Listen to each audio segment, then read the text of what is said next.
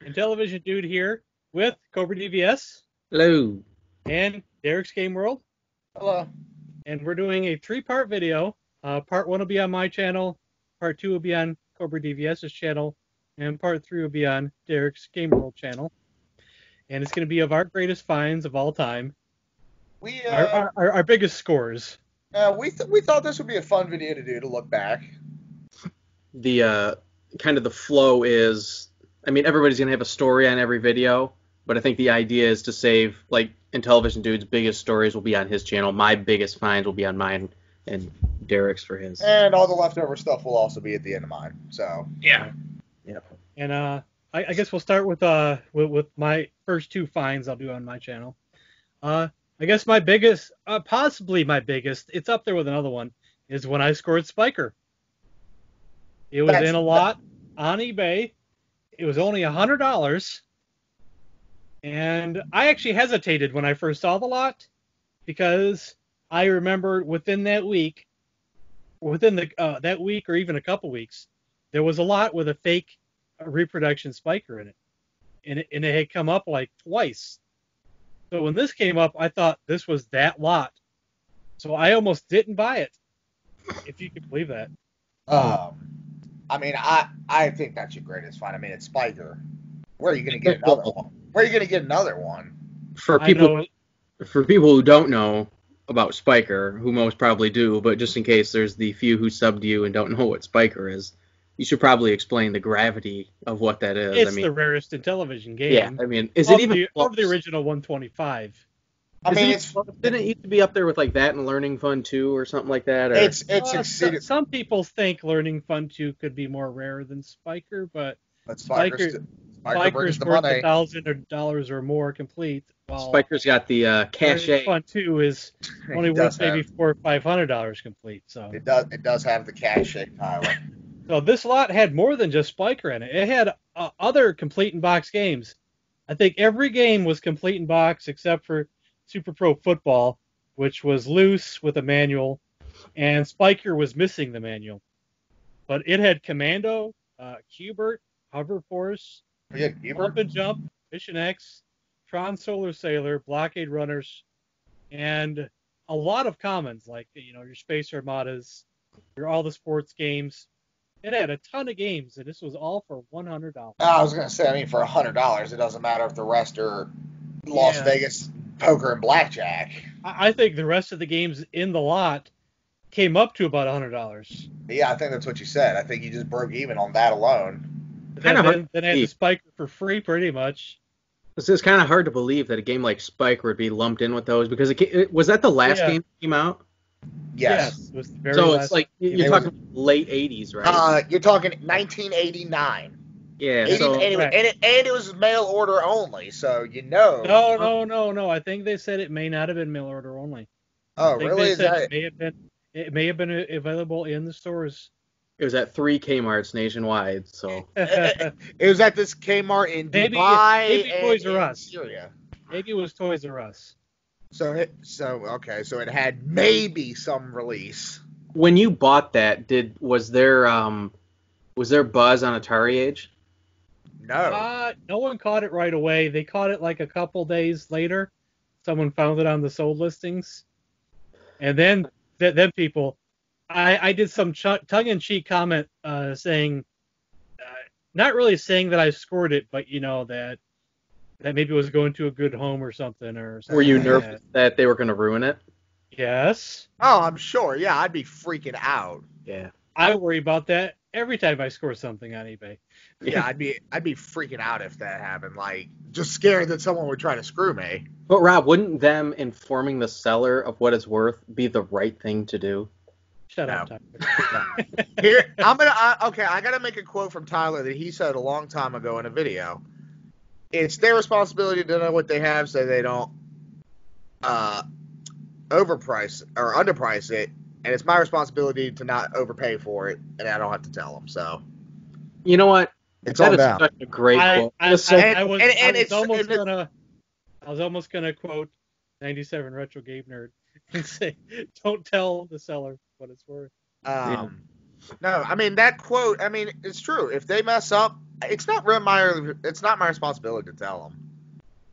No, that's true. That's true. I mean, there's obviously an ethical question sometimes, but in general, I think that's 100% the case. It's not your responsibility. I mean, if any of you walked up to a garage sale and saw a box of Intellivision games in Spiker and they were only asking $5, no one's saying, "Okay, I'll pay you $500."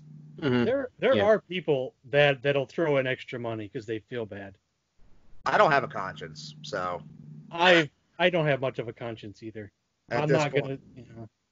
I mean, it probably sounds bad, but I'm sorry. If the internet is everywhere, you have every opportunity to look it up. If you choose not to, that's on you.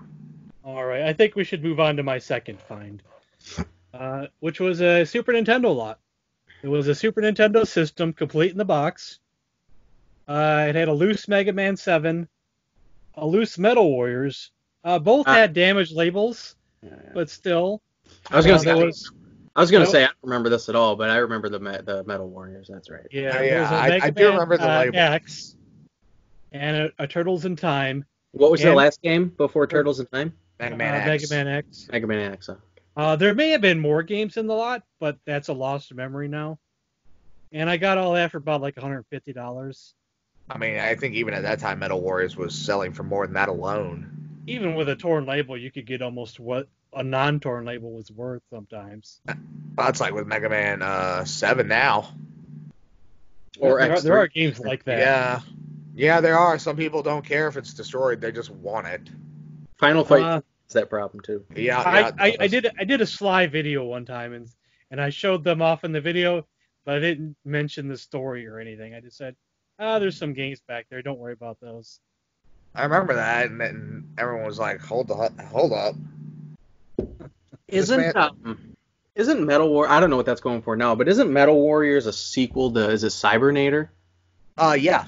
Yeah. Okay. Which Cybernator is a pretty good game. I like it. These two know more about Super Nintendo games than I do.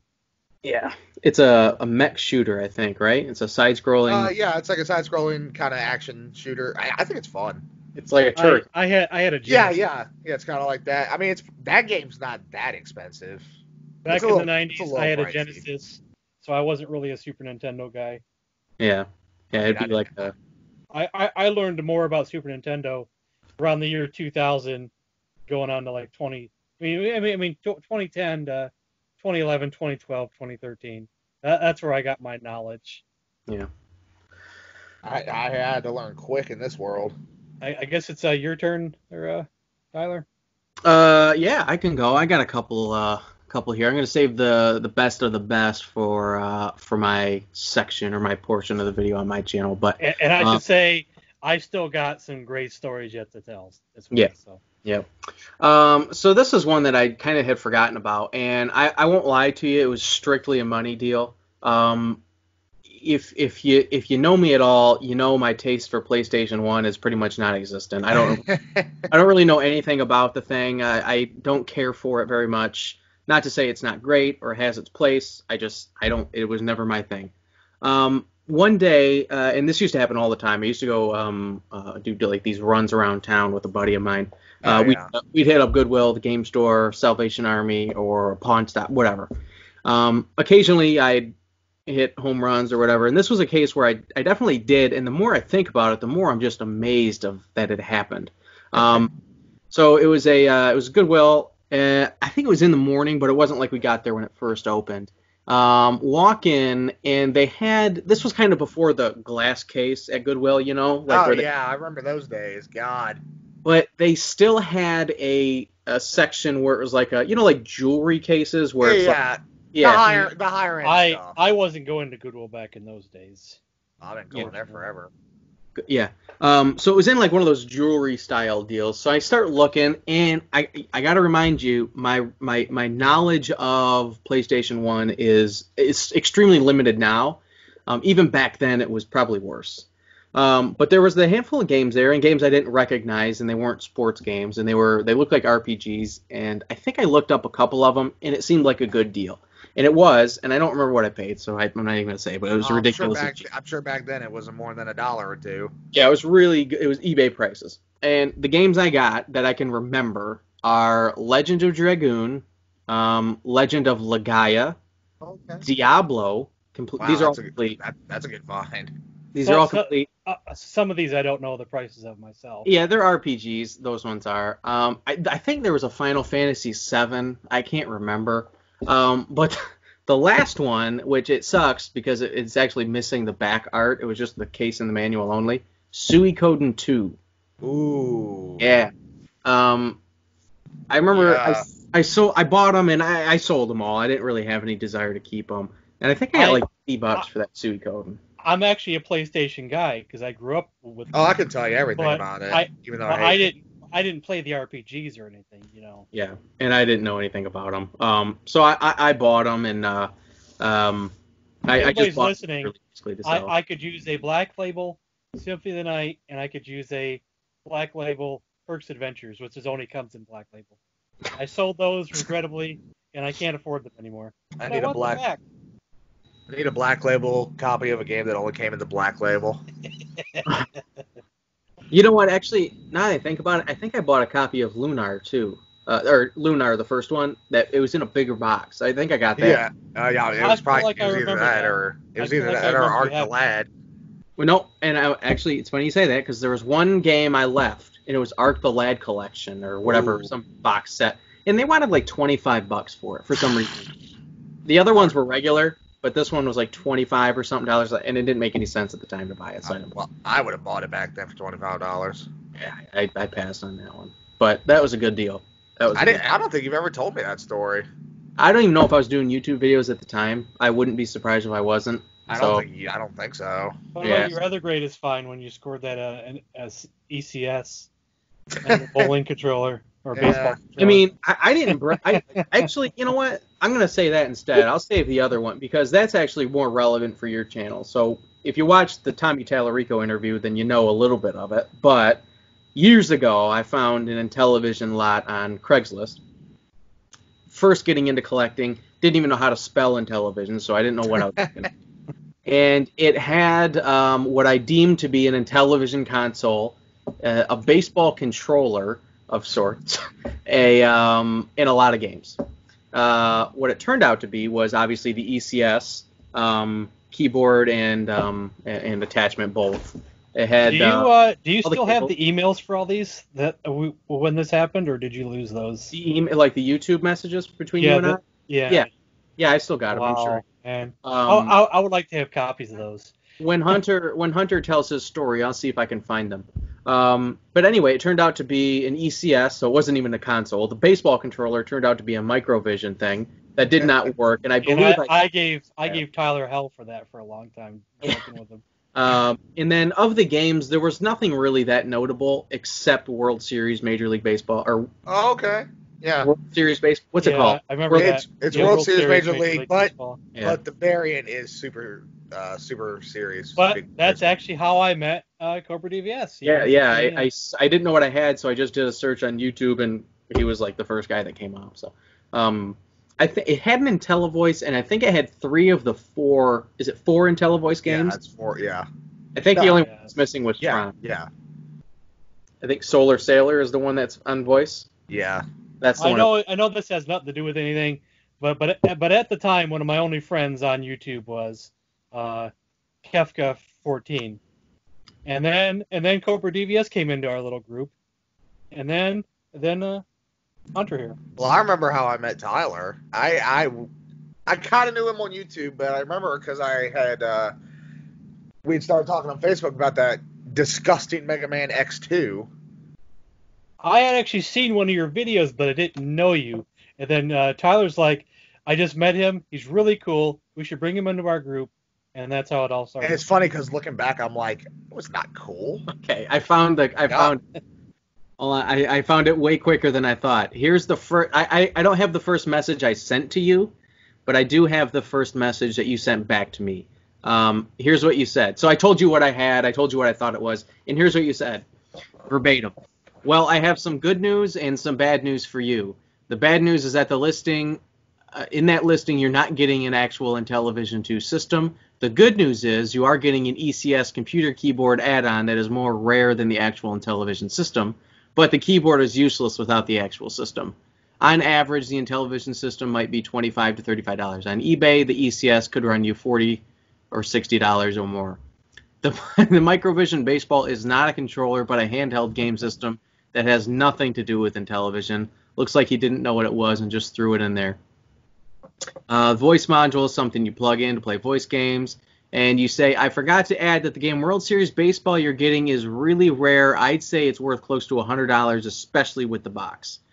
There's more, but I think I have to go to YouTube to read it, and it won't let me. Oh, yeah.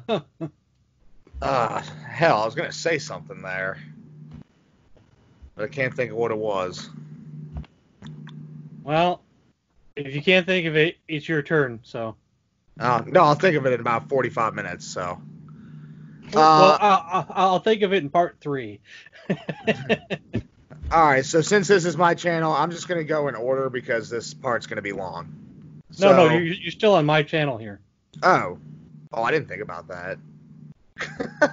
You're doing 2 on my channel, then the next no. 2 are going to be on Tyler's channel. All right. Okay. All right, I'll tell these on yours then. So, I remember way back in the day, I was just started going to the flea market. It was probably within the first year of I was collecting. So about three or 4 weeks ago. Yes. Correct.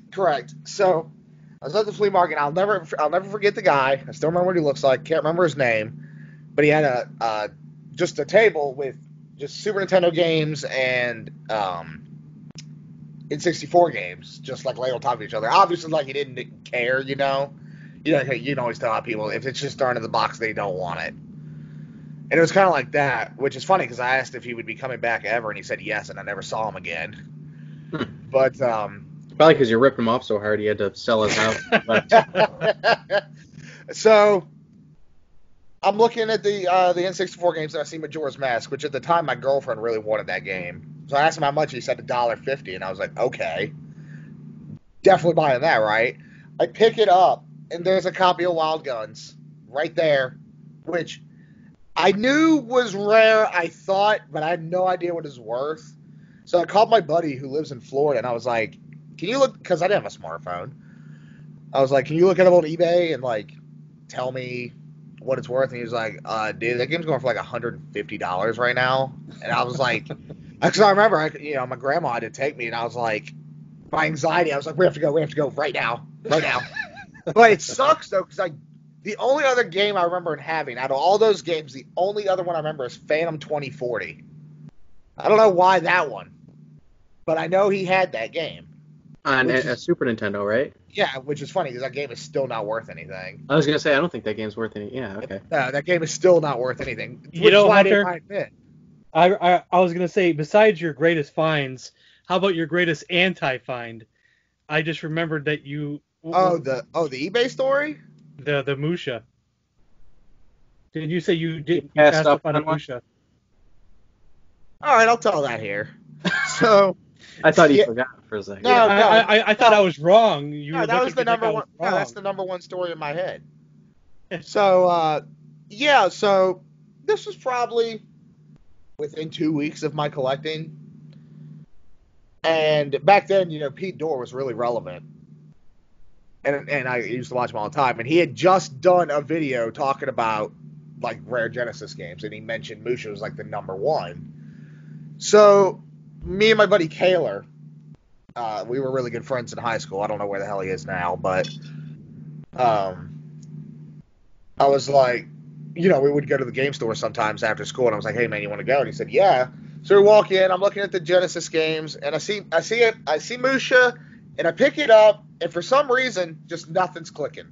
I'm looking at it, I open it, I'm like, no manual either. $2.90, and I was like $2.99 for a no manual game. I don't know. So for fucking some reason, I set it back down on the shelf, and he goes, "I'll take that." And he buys it right in front of me, and he wouldn't tell me until we got back to the house. He was like, "Oh, just so you know, this game's like $300." I'll take that. I if I could find his Facebook, he posted the receipt of that. Now, that didn't actually count as one of your stories. I just wanted to throw that in there. Oh yeah, Mike that's just fine. remembered. Oh, that's fine. So if you got a second one. Yeah. So this one's a proxy find, is what I'm gonna call it, because my buddy found it, but I bought it and had him get it for me. Oh, I get it. So, one of my best buddies, Eric, still really good friends to this day. He lives in Florida. Learning new things every day, Tyler. He lives in Florida. He lives in the little Panhandle part. So, also, I just realized what Panhandle means. Like why that's called what it is. I just realized why that's called what it is just now. You just thought Oklahoma and Florida both called the Panhandles. I just thought about how the state was, and I was like, that's why it's called that. It's never clicked. Yeah. I just had an epiphany on stream. Great, crazy. All right, well, this is gonna get views here. We learned about. But we did that by proxy just now. I'll have to put that in the title, the Panhandle score. yeah, there you go, the Panhandle score. So, my buddy Eric, he lives in the Panhandle part, and he had a game store in his mall that had just opened, and he was like, "I'm gonna go," and I was like, "All right, look for like box NES or Super Nintendo stuff." I was like, "Call me while you're there, and tell me what the guy lists me some prices, and I'll pay for shipping and whatever." And he was like, "All right," and he's found, I guess, they had a row of box NES games, and he's going, they got Archon, like super commons like tennis. Archon? Yeah, Archon, the tennis, just super commons. Jack Nicklaus. And then he goes, Wayne's World. And I'm like, whoa. Wayne's World. And I was like, "You're sure it's for the NES?" And he was like, "Yeah." And I was like, "How much?" And he's like, "It says $5. And I was like, "Go up and buy it immediately." Go up and buy it immediately. And he was like, "Why?" And I'm like, "Just buy it right now, and I'll pay you more than you paid for it." So he buys it, and he walks out, which is stupid because I didn't have him look for the rest of for some other stuff, and we'll get to that in a second. He calls me when he walks out, and he's like, "Dude, what?" And I'm like, "That's like one of the rarest boxed games on the NES," which is funny because that game now is really expensive, like multiple hundreds of dollars, and at the time it was only worth And at what the a time, terrible game to be worth that much money. Oh, I know it's a terrible game, but it's a great movie, so I guess that's why. But I sold it for $175, so heartbreaking. But I'll never forget. He told me, because that game store did not last very long. He told literally it was in there like 2 months. He told me on one other time that he went that we were talking for some reason. He's going through the PlayStation stuff, and he said he remembered, but by the time he remembered they'd closed, they had Tomba for like $4. I don't know what that's worth. 60, 70 probably. I got 50 for a disc only. All right, I guess that's the end of this video. So for part 2, we're going to go to Cobradvs' channel. So thanks for watching.